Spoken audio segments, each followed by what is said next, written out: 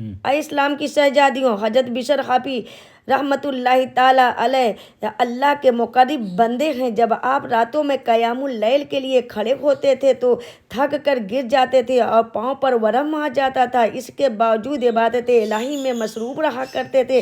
آپ کی توبہ کا یہ عجیب و غریب ماجرا پیش کرتی ہوں کہ آپ توبہ کرنے سے پہلے بشر حافی شراب کا کاروبار کیا کرتے تھے۔ مختلف شہروں میں مختلف کارخانے چل رہے تھے جہاں شراب کی کشادگی کی جاتی تھی۔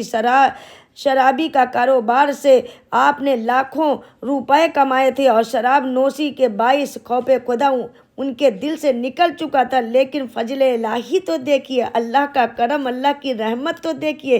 جب خالق عالم کو، اللہ کو کسی کو نوازنا چاہتا ہے تو شرابی کو ولی اللہ بنا دیتا ہے۔ ایک دن آپ شراب کھانے جا رہے تھے، راستے میں کاغذ کا ایک ٹکڑا ملا، اس پر لکھا ہوا تھا بسم اللہ الرحمن الرحیم۔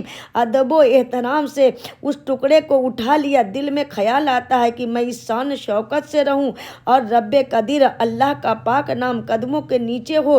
اس ٹکڑے کو گھر لے آیا اور عطر سے میں بسایا، خوشبو لگایا، بوسہ دے کر بلند مقام پر رکھ دیا۔ سبحان اللہ۔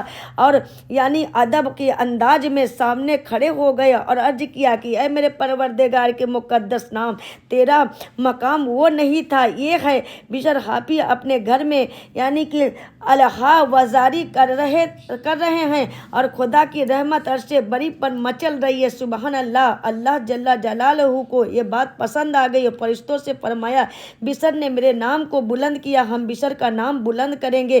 میرے نام کو بوسہ دیا ہے، ہم شراب نہ پینے دیں گے۔ میرے نام کو عطر میں بسایا، ہم اس کو رحمت کے عطر میں بسائیں گے۔ بشر ابھی تک شیطان کا تھا، یہ اب اللہ کا ہو گیا، اب رحمان کا ہو گیا۔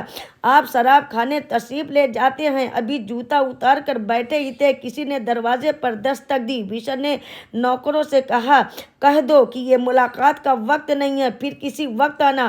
آنے والے نے کہا کہ بشر سے کہہ دو کہ میں اللہ کا قاصد ہوں، اللہ کا پیغام اور سلام لے کر آیا ہوں۔ کان میں آواز پہنچتی ہے، دل کی دنیا بدل گئی۔ سوچنے لگے مولا میں تیری رحمت کے قربان، تمام عمر تو نافرمانی میں گزری ہے، صرف بسم اللہ کو بلند مقام پر رکھا، خدا کا پیغام اور سلام آ گیا۔ کاش پوری عمر اور عمر کا لمحہ لمحہ یاد الہی میں گزارتا تو اس کے فضل و کرم کا عالم کیا ہوتا۔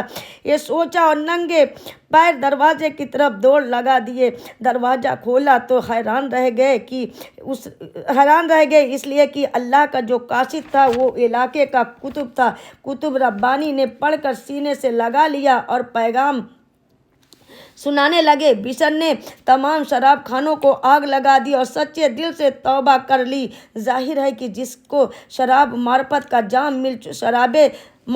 جام مل چکا ہو، دنیا اس کی نگاہوں میں حقیر سے حقیر دکھائی دینے لگتی ہے۔ سبحان اللہ۔ سچے دل سے توبہ کرنے والا ولیوں کا تاجدار بنا دیا گیا۔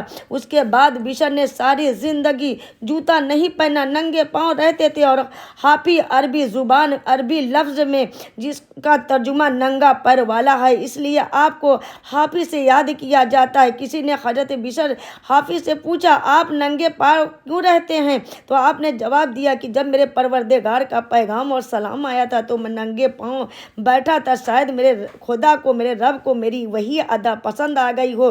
کچھ دنوں بعد ایک دوسرے نے پوچھا کہ حضور آپ جوتا کیوں نہیں پہنتے؟ تو اللہ کا ولی جواب دیتا ہے کہ زمین خدا کا فرش ہے اور فرش الہی پر جوتا چپل پہن کر چلنا بے ادبی سمجھتا ہوں۔ اللہ کو بشر حافی کی یہ دوسری ادا بھی پسند آ گئی اور اس علاقے کے جانوروں کو حکم دے دیا کہ راستے پر لید اور پیشاب نہ کرے، کہیں میرے بشر کا پیر ناپاک نہ ہو جائے۔ سبحان اللہ۔ یہ مقام ہے ولیوں کے سردار کا، جو سچی توبہ کرتا ہے اللہ پاک اس کو جو ہے دنیا میں بھی اور جو ہے آخرت میں بلند مقام